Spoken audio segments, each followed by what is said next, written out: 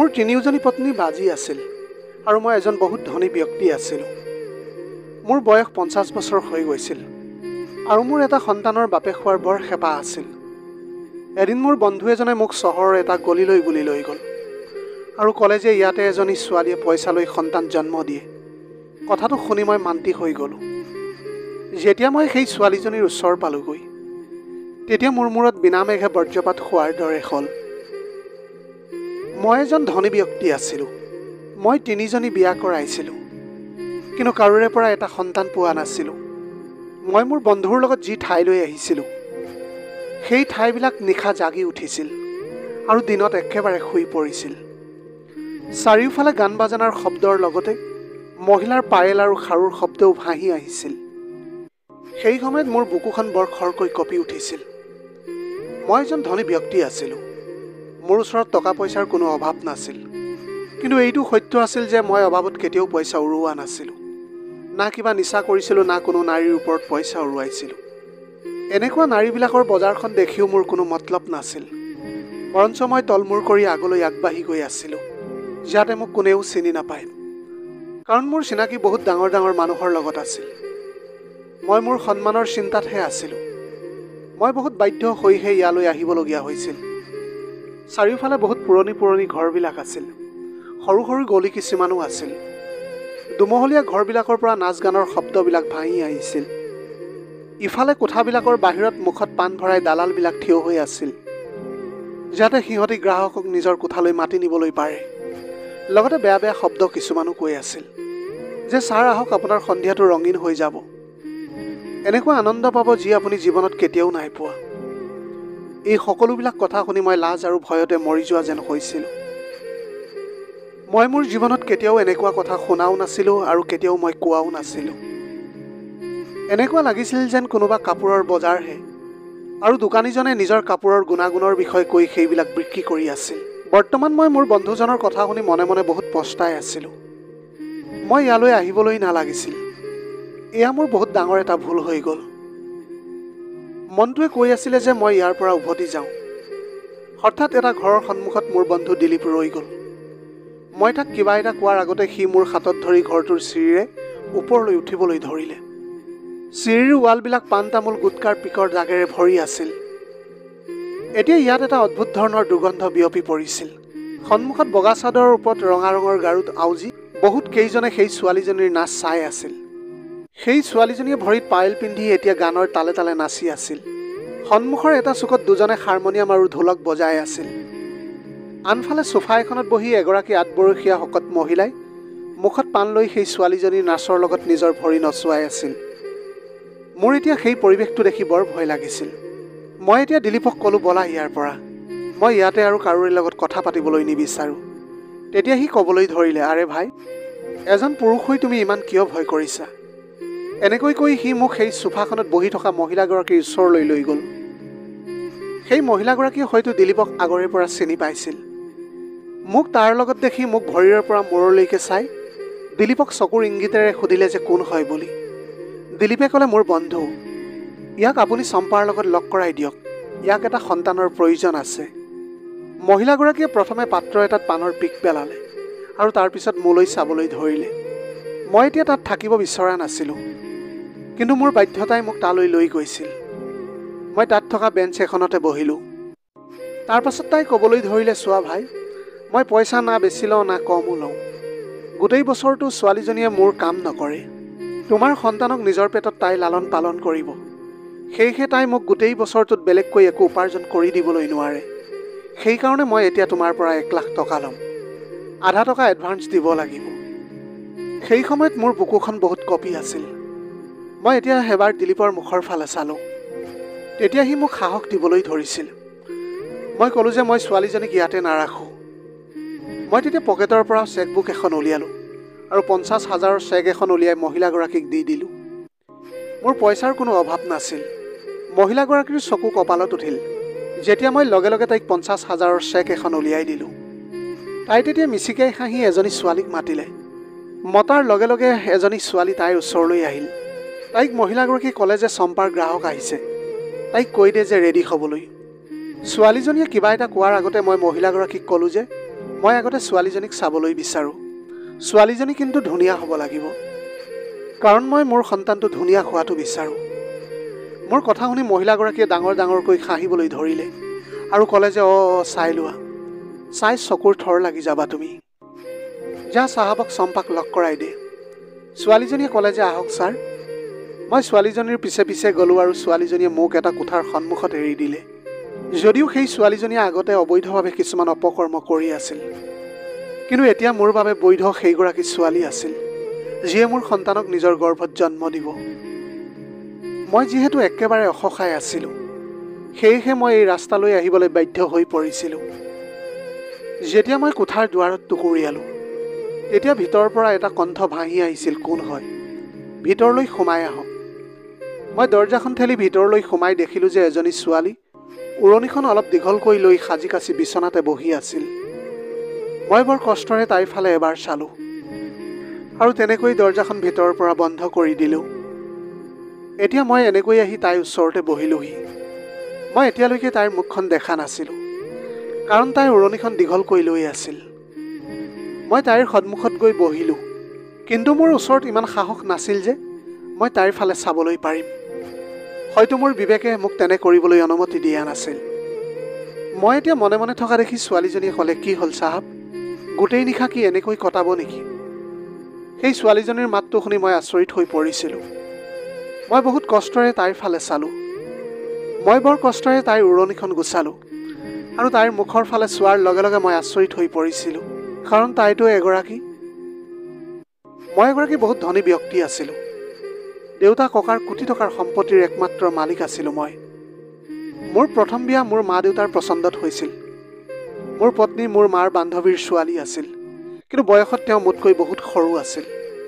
এনেকৈ মোৰ প্ৰায় 10 বছৰ পাৰ হৈ গৈছিল, কিন্তু মোৰ কোনো সন্তান হোৱা নাছিল।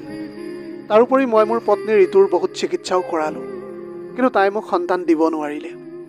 ময়ো ডাক্তৰৰ ওচৰলৈ গৈ বহুতো পৰীক্ষা কৰালোঁ, কিজানি মোৰে কিবা অসুবিধা আছে। কিন্তু মোৰ কোনো অসুবিধা নাছিল, মোৰ পত্নীগৰাকীহে বাজি আছিল। কথাটো জনাৰ পিছত মই মোৰ পত্নী ঋতুক ক'লোঁ যে মই দ্বিতীয় বিবাহ কৰাব লাগিব, কাৰণ মোক সন্তানৰ প্ৰয়োজন হৈছে। ঋতুৱে মোৰ কথা শুনি বহুত দুখ পালে আৰু বহুকেইদিন তাই তেনেকৈ কান্দিয়েই থাকিল। অৱশেষত তাই মোক অনুমতি দিলে বিয়া পাতিবলৈ। কিন্তু তাৰ পিছত সময় এনেকৈ পাৰ হৈ গ'ল, মই গমেই নাপালোঁ। দ্বিতীয় পত্নীৰ পৰাও একো নোপোৱাত মই আকৌ তৃতীয়বাৰৰ বাবে বিয়া কৰালোঁ। এতিয়া এনেকৈ 5 বছৰ মই তিনিওগৰাকী পত্নীৰ লগত কটালোঁ, কিন্তু তিনিওগৰাকীৰ ভিতৰত কোনোৱেই মোক সন্তান দিবলৈ নোৱাৰিলে। এনেকৈয়ে 26 বছৰ মই মোৰ বিবাহিত জীৱন কটাইছিলোঁ, কিন্তু মোৰ কোনো সন্তান জন্ম নহ'ল। মই তিনিওগৰাকী পত্নীৰে চিকিৎসাও কৰাইছিলোঁ, কিন্তু মোৰ কপাল ইমান বেয়া আছিল যে তিনিওগৰাকী পত্নীয়ে বাজি আছিল। মোৰ বয়স এতিয়া 50 বছৰ হৈ গৈছিল। মই মোৰ পত্নী কেইগৰাকীৰ চিকিৎসা কৰাই কৰাই ভাগৰি পৰিছিলোঁ। কেতিয়াবা কেতিয়াবা মই নিজেই এই কথাটো স্বীকাৰ কৰিব পৰা নাছিলোঁ যে সমস্যাটো কোনো এগৰাকী পত্নীৰ লগত হোৱা হ'লে কথাটো বেলেগ আছিল। তিনিওগৰাকী পত্নীৰ লগতে কেনেকৈ একে সমস্যাটো হ'বলৈ পাৰিব। এতিয়া মই আকৌ বিয়া পাতিব নোৱাৰোঁ, আৰু না মই মোৰ পত্নী কেইগৰাকীক মই এৰিবলৈ পাৰিম। মোৰ তিনিওজনী পত্নীয়ে বহুত ভাল আৰু চৰিত্ৰৱান আছিল। মই কেনেকৈ সিহঁতক প্ৰতাৰণা কৰিবলৈ পাৰিম? কিন্তু বয়সৰ যিটো সীমাত উপনীত হৈছিলোঁ, তেতিয়ালৈকে বৃদ্ধা অৱস্থাটো অতিক্ৰম কৰাটো অসম্ভৱ হৈ পৰিছিল। সেইকাৰণে মোক অতি সোনকালে এটা সন্তানৰ প্ৰয়োজন আছিল। মই যেতিয়া দিলীপক এই কথাটো ক'লোঁ, তেতিয়া সি মোক এই ৰাস্তাটো দেখুৱাই দিলে, আৰু যিটো ৰাস্তা মোৰ বাবে একেবাৰে ভুল আছিল। প্ৰথমতে মই তাৰ কথা শুনিয়ে মানা কৰি দিছিলোঁ। মই কৈছিলোঁ যে মই এখন ভাল ঘৰৰ সন্মানীয় লোক। মই কিয় এগৰাকী বেচাৰ কোখত মোৰ সন্তানটো জন্ম দিম? দিলীপে ক'লে যে তোমাৰ প্ৰথম পত্নীলৈ চোৱা, তেওঁৰ এতিয়া সদায় বেমাৰ হৈ থকা হ'ল। তোমাৰ বয়সো চোৱা, বৃদ্ধা অৱস্থাত তুমি এতিয়া ভৰি দিছা। সময়ৰ লগতে তোমাৰ সন্তান জন্ম দিব পৰা ক্ষমতাও নোহোৱা হৈ পৰিব। দিলীপে এতিয়া ঠিক কথাই কৈছিল। মই এটা সন্তান বিচাৰিছিলোঁ। দিলীপে ক'লে যে মই যিটো ৰাস্তাৰ কথা কৈছোঁ তাত তোমাৰ সন্তানো হ'ব আৰু তুমি আকৌ বিয়াও কৰাবলগীয়া নহয়। তাৰপিছত তুমি সমাজৰ আগত ক'বা যে তিনিওজনী পত্নীৰ কোনো এগৰাকীৰ পৰা সন্তান জন্ম হ'ল বুলি। তেতিয়া কোনেও একো গমেই নাপাব। মই বহুত দিনলৈকে এই কথাটোকে ভাবি থাকিলোঁ। সেই সময়ত সন্তান মোৰ কাৰণে বহুত প্ৰয়োজন আছিল, নহ'লে মৰাৰ সময়ত মোৰ মুখত এটোপাল পানী দিবলৈও কোনো নাথাকিব। প্ৰথমতে মই ভাবিছিলোঁ যে এই বিষয়ে পত্নী কেইগৰাকীৰ লগত আলোচনা কৰি তেওঁলোকৰ মতামতটো মই জানি ল'ম, কিন্তু মই পিছত ভাবিলোঁ যে তেওঁলোকে কেতিয়াও মোক তেনেকুৱা কৰিবলৈ নিদিব। এতিয়া মই সেইবাবে বহুত চিন্তিত হৈ পৰিছিলোঁ। আৰু ইফালে মোৰ প্ৰথম পত্নী আগতকৈ বেছি বেমাৰী হৈ গৈছিল। মই এতিয়া বেছি সময় মোৰ প্ৰথম পত্নীগৰাকীকে দিবলৈ ধৰিলোঁ। মোৰ বাকী দুগৰাকী পত্নী বেছি বয়সৰ নাছিল। কোনোবা এগৰাকী যদি দুখীয়া তেন্তে কোনোবা এগৰাকী ঘাট মাউৰা। কিন্তু মোৰ ভাগ্যই মোৰ লগত অদ্ভুত খেল খেলিলে যে তিনিওগৰাকী পত্নীয়ে মোৰ বাজি ওলালগৈ। কিন্তু মই তেতিয়া বহুত চিন্তিত আছিলোঁ। কোনো এগৰাকী পত্নীকো মই এৰি দিবলৈ বিচৰা নাছিলোঁ। কিন্তু যিটো ৰাস্তা দিলীপে দেখুৱাইছিল সেইটো মোৰ মনটোৱে মানি ল'ব পৰা নাছিল। বহুত ভাবি চিন্তি অৱশেষত দিলীপে কোৱা সিদ্ধান্তটোকে মই ল'লোঁ। এতিয়া দিলীপে দেখুওৱা ৰাস্তাটোৰ বাহিৰে মই আৰু বেলেগ উপায় দেখাই নাছিলোঁ। সেইবাবেহে মই এতিয়া এই কোঠাটোলৈ আহিছিলোঁ। কিন্তু মই যেতিয়া সেই ছোৱালীজনীক দেখিলোঁ তেতিয়া মই আচৰিত হৈ পৰিছিলোঁ। মই এতিয়া তাইক দেখাৰ লগে লগে মই কোঠাটোৰ পৰা বাহিৰলৈ আহি গ'লোঁ আৰু সেই ঘৰটোৰ পৰা মই তললৈ নামি আহিছিলোঁ। সেই সময়ত দিলীপেও মোৰ পিছে পিছে দৌৰি আহিছিল আৰু মোক চিঞৰি চিঞৰি ৰখিবলৈ কৈ থাকিল। কিন্তু মই তাক একো উত্তৰেই নিদিলোঁ। মই খৰখোজেৰে সেই বজাৰৰ পৰা বাহিৰলৈ ওলাই নিজৰ গাড়ীত বহিলোহি। মই দিলীপক অহালৈ অপেক্ষা নকৰিলোঁ। লগে লগে ড্ৰাইভাৰক ক'লোঁ যে ঘৰলৈ ব'লা। গোটেই ৰাস্তাটো মই অস্থিৰভাৱে আহিছিলোঁ। ঘৰ আহি পাই মই অস্থিৰতাৰে চাৰিওফালে ঘূৰি ফুৰিছিলোঁ। মই আজি কোনো এগৰাকী পত্নীৰ কোঠালৈ যাব বিচৰা নাছিলোঁ। ড্ৰয়িং ৰুমত বহি চিগাৰেট ফুফি থাকিলোঁ। আধা নিশা পাৰ হৈ গৈছিল আৰু মোৰ মগজুৰ খেলি মেলি বাঢ়িবলৈ ধৰিলে। অলপ সময়ৰ পিছত মোৰ প্ৰথম পত্নী আহিলে আৰু মোক ক'বলৈ ধৰিলে, কি হ'ল আপোনাৰ? এতিয়ালৈকে আপুনি শোৱা নাই যে? এতিয়া মই এবাৰ তেওঁৰ ফালে চালোঁ আৰু মোৰ টোপনি নাই বুলি মূৰটো জোকাৰিলোঁ। তেওঁ মোৰ ওচৰত বহি ক'বলৈ ধৰিলে, আজি কি হ'ল আপোনাৰ? ইমান চিন্তিত দেখিছোঁ যে আপোনাক। মই আকৌ তেওঁৰ ফালে চালোঁ যাৰ লগত যোৱা 25 বছৰ একেলগে পাৰ কৰিছোঁ। তেওঁ এতিয়া বেমাৰী হৈ পৰিছিল। মই তেওঁৰ হাতত ধৰিলোঁ আৰু ক'লোঁ, তোমাৰ গা কেনেকুৱা পাইছা? তেওঁ তেতিয়া ক'বলৈ ধৰিলে যে মোৰ আৰু জীয়াই থকাৰ আশা নাই। মোৰ পেটত কেঞ্চাৰ হৈছে। মই জানিছিলোঁ যে মোৰ প্ৰথম পত্নী এতিয়া কেইদিনমানৰহে আলহী। সেইকাৰণে মই এতিয়া গোটেই সময় তেওঁৰ লগতে থাকিছিলোঁ। তেওঁ মোৰ কান্ধত তেওঁৰ মূৰটো থলে আৰু মই হাতৰ আঙুলিৰে তেওঁৰ মূৰটো চুই থাকিলোঁ। মই এতিয়া ক'লোঁ যে মই ভাবিছোঁ যে তোমাৰ চিকিৎসাৰ বাবে তোমাক মই বাহিৰলৈ লৈ যাম। মোৰ কথা শুনি তেওঁ ক'বলৈ ধৰিলে, একো কামত নাহে এতিয়া। মোৰ যোৱাৰ সময় হৈছে। মাত্ৰ আপুনি মোৰ এটা ইচ্ছা পূৰণ কৰক। মোক ডিভোৰ্চ দি আপুনি আকৌ বিয়া পাতক। তেওঁৰ কথা শুনি তেওঁৰ ফালে চালোঁ। তাৰপিছত তেওঁ ক'লে যে মই সেই ঘৰটোতে এটা কোঠাত থাকিম, কিন্তু মৰাৰ আগতে আপোনাৰ সন্তান চাবলৈ বিচাৰোঁ। পত্নীৰ কথা শুনি মোৰ চকুৰ সন্মুখত চম্পাৰ চেহেৰাটো আহিবলৈ ধৰিলে। মই তেওঁক ক'লোঁ যে মই তোমাক ইমান ডাঙৰ দুখ দিব নোৱাৰোঁ। মই আগতেই তোমাৰ সতিনী আনি থৈছোঁ। হয়তো সেই চিন্তাতে তুমি সোনকালে বেমাৰী হৈ পৰিলা। তাই ক'লে যে এনেকুৱা একেবাৰে নহয়। মই ভাবিছিলোঁ যে আপুনি সন্তানৰ বাপেক হ'ব, কিন্তু এইটো একেবাৰে গম পোৱা নাছিলোঁ যে মোৰ ছায়া বাকী পত্নী দুজনীৰ তাতো পৰিব। এনেকৈ কৈ তেওঁ বহুত কান্দিবলৈ ধৰিলে। মই ক'লোঁ যে এনেকুৱা একো কথা নক'বা, এনেকৈ নাভাবিবাও। হয়তো সন্তান মোৰ ভাগ্যতে নাছিল। তাৰপিছত তেওঁ ক'লে, আপুনি বিয়া সদায় আশ্ৰয়হীন ছোৱালীকে কৰাইছে যাতে ভগৱানে আপোনাক কৃপা কৰে। তেন্তে আপুনি ৰাতি যোৱা সেই বজাৰখনৰ পৰা কিয় পলাই উভতি আহিলে? এতিয়া মই তেওঁৰ মুখৰ পৰা এই কথাটো শুনি আচৰিত হৈ পৰিছিলোঁ। মই ক'লোঁ যে তোমাক কোনে ক'লে? মোৰ কথা শুনি তেওঁ এটা দীঘলকৈ উশাহ ল'লে আৰু ক'লে যে সেয়া বাদ দিয়া, মোৰ কথাৰ উত্তৰ দিয়া। মই ক'লোঁ যে মোৰ অন্তৰে মনা নাছিল, সেইকাৰণে মই তাৰ পৰা উভতি আহিছিলোঁ। কাৰণ তাই বহুত কম বয়সীয়া ছোৱালী আছিল। তাই 18 বছৰো কম বয়সৰ যেন লাগিছিল। তাইক দেখি তাইৰ ওপৰত মোৰ মৰম ভাৱ জাগিছিল। মাত্ৰ 18 বছৰ ছোৱালী। নাজানো ইমান কম বয়সতে ছোৱালীজনীৰ দ্বাৰা ইমান বেয়া কাম কিয় কৰোৱাইছে। মই সেইকাৰণে তাৰ পৰা উভতি আহিছিলোঁ। ছোৱালীজনী নিশ্চিতভাৱে বহুত ধুনীয়া আছিল, কিন্তু কম বয়সৰ আছিল। যদি মোৰ বিয়াৰ পিছত মোৰ ছোৱালী জন্ম হ'লহেঁতেন, তেতিয়াহ'লে হয়তো তাইও সেই ছোৱালীজনীৰ সমানেই হ'লহেঁতেন। তাৰপিছত মোৰ পত্নীয়ে ক'লে, তাইক তুমি বিয়া কৰাই লোৱা। মোৰ পত্নীৰ কথা শুনি তেওঁক ক'লোঁ যে তুমি কি কৈ আছা, তুমি গম পাইছানে? তুমি কেনেকৈ বেচালয়েৰ এজনী ছোৱালীক বিয়া কৰাবলৈ ক'বলৈ পাৰিছা? আৰু তাইৰ মালিকনীয়ে মোক কিয় এনেকৈ কৰিবলৈ দিব? তাৰোপৰি তাই ইমান সৰু যে তাইৰ ওচৰলৈ যাবলৈ মোৰ লাজ লাগে। তেতিয়া লগে লগে মোৰ পত্নীয়ে ক'বলৈ ধৰিলে, এনেকুৱাও হ'ব পাৰে আপুনি তাইক সেই নৰক জীৱনৰ পৰা উদ্ধাৰ কৰিব আৰু ঈশ্বৰে আপোনাৰ ভাগ্যত এটা সন্তান লিখি দিব। মোৰ পত্নীৰ কথা শুনি মই মৌন হৈ পৰিছিলোঁ। কেইদিনমান মই এই বিষয়ে চিন্তা চৰ্চা কৰি থাকিলোঁ। তাৰপিছত এইটো ভাবি বিয়া পাতিবলৈ ওলালোঁ যে কি ঠিক ঈশ্বৰে কিজানি মোৰ এই কামটো পচন্দই কৰে, আৰু লগতে যদি মোক এটা সন্তান দিয়ে আৰু চম্পাও সেই নৰকৰ জীৱনৰ পৰা মুক্ত হ'ব পাৰে। মই পিছদিনা ৰাতিপুৱা সেই ঘৰটোলৈ গ'লোঁ। মোৰ উদ্দেশ্য সেই ছোৱালীজনীক তাৰ পৰা উলিয়াই অনা আছিল। মই 20 লাখ টকাৰ চেক এখন সেই মহিলাগৰাকীৰ হাতত দিলোঁ। চেকখন দিয়াৰ পাছত মই ক'লোঁ যে মই চম্পাক বিয়া পাতিবলৈ বিচাৰোঁ, আৰু তাৰপিছত তাইৰ এই ঘৰটোৰ লগত কোনো সম্পৰ্কই নাথাকিব। তাই লোভীয়া মহিলা আছিল, সেইকাৰণে তৎক্ষণাত মান্তি হৈ গ'ল। মই মোৰ প্ৰথম পত্নীৰ ইচ্ছা অনুসৰি তেওঁক ডিভোৰ্চ দিলোঁ, আৰু তেওঁ ঘৰৰ এটা চুকৰ কোঠাত সদায় থাকিছিল। এতিয়া মই তেওঁৰ সন্মুখলৈ যোৱা নাছিলোঁ, কিন্তু তেওঁৰ সকলো বস্তুৰ প্ৰতি মই ধ্যান ৰাখিবলৈ চেষ্টা কৰিছিলোঁ। এতিয়া মই কেইজনমান মানুহক নিমন্ত্ৰণ জনাই চম্পাক বিয়া কৰাইছিলোঁ, আৰু তাইক মই মোৰ লগত মোৰ ঘৰলৈ লৈ আহিলোঁ। তাই তেতিয়া থৰ লাগি মোৰ ডাঙৰ ঘৰটোৰ ফালে চাই আছিল। তাই মোক ক'লে, চাহাব, এই সকলোবিলাক আপোনাৰেই নে? আপুনিতো বহুত ধনী মানুহ যেন লাগিছে মোৰ। আপুনি এতিয়া মোৰ তাত এনেকুৱা কি দেখিছিল? মই বয়সত তাইতকৈ বহুত ডাঙৰ আছিলোঁ। তাইৰ কথা কোৱা ধৰণ আৰু শব্দ কিছুমান দেখি মোৰ একেবাৰে ভাল লগা নাছিল, কাৰণ মই তাইৰ গ্ৰাহক নহয়, তাইৰ স্বামীহে আছিলোঁ।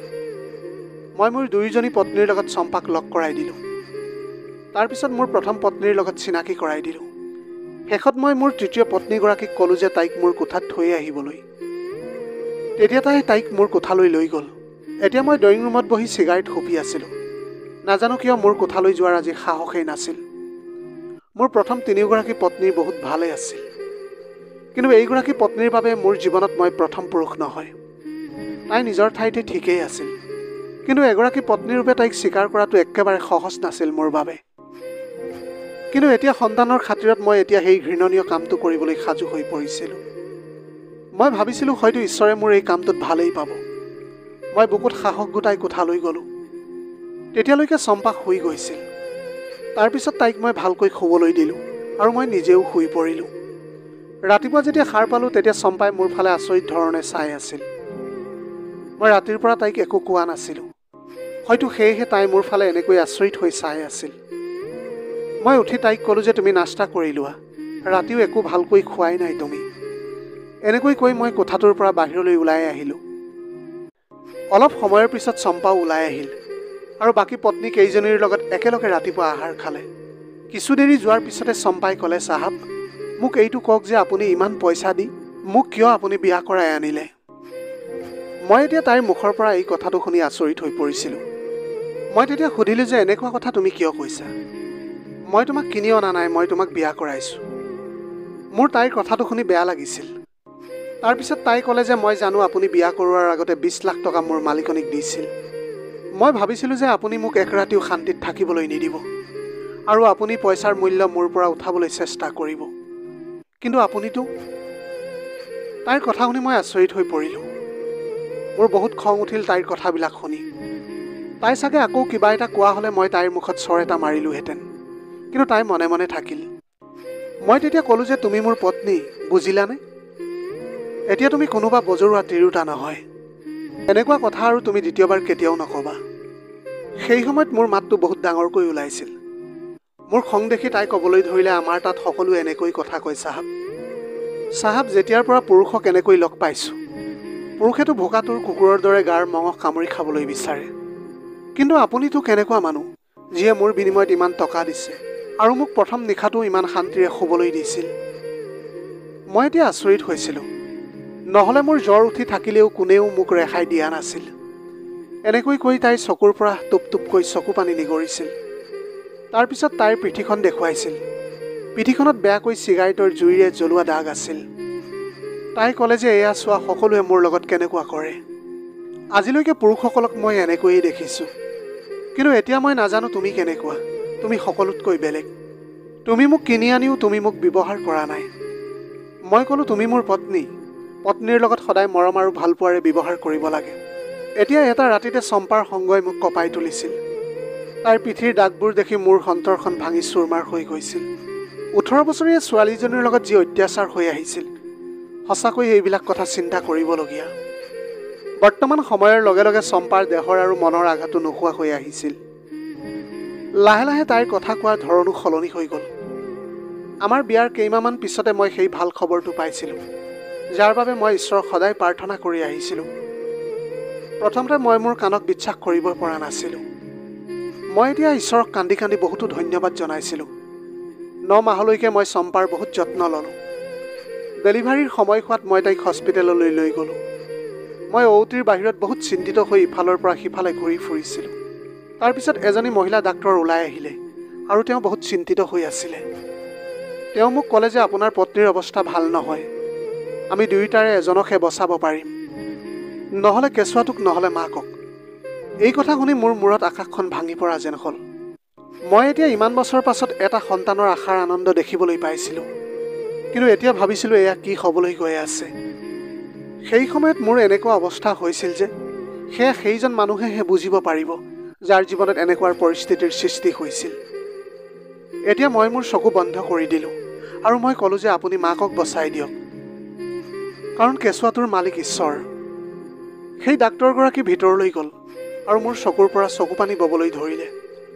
নিশ্চিতভাৱে মোৰ আগৰে পৰা 3জনী পত্নী আছিল, কিন্তু মই মোৰ ইচ্ছা পূৰণৰ বাবে কাৰোবাৰ জীৱন লোৱাৰ কথা কেতিয়াও ভাবিবই নোৱাৰোঁ। কিছু সময়ৰ পিছত ডাক্তৰগৰাকী আকৌ বাহিৰলৈ ওলাই আহিল। মই তেতিয়া লগে লগে সুধিলোঁ যে মোৰ পত্নীগৰাকী ঠিকে আছেনে? তেওঁ তেতিয়া ক'বলৈ ধৰিলে মাক আৰু পুতেক দুয়োটাই বৰ্তমান বিপদমুক্ত। এয়া শুনিতো মই থতমত খাই পৰিছিলোঁ। মই তেতিয়া পৃথিৱীৰ সকলোতকৈ সুখী মানুহজন হৈ পৰিছিলোঁ। যেতিয়া মোক নাৰ্ছগৰাকীয়ে মোৰ কঁপি থকা হাতখনত মোৰ সন্তানটো তুলি দিছিল, মই তাক বুকুৰ মাজত লৈ উচুপি উচুপি কান্দিবলৈ ধৰিছিলোঁ। অৱশেষত ঈশ্বৰে মোৰ ধৈৰ্যৰ সকলোতকৈ ভাল পুৰস্কাৰ দিছিল। আজিৰ ভিডিঅ'টি কেনেকুৱা লাগিলে জনাব। যদি ভাল লাগিল তেনেহ'লে লগৰ বন্ধু বান্ধৱীসকলৰ মাজত শ্বেয়াৰ কৰিবলৈ নাপাহৰিব। আপোনালোকৰ গোটেই জীৱনটো হাঁহিৰে উপচি পৰক। পাৰিলে দুখীয়াজনক অলপ সহায় কৰিবলৈ চেষ্টা কৰিব। আপোনালোকৰ অকণমান সঁহাৰিয়ে যদি কোনোবাই যেন দুখীয়াৰ জীৱনটো সলনি কৰিব পাৰে, তাতকৈ পুণ্যৰ কাম আৰু এই পৃথিৱীত একোৱেই হ'ব নোৱাৰে। Have a nice day.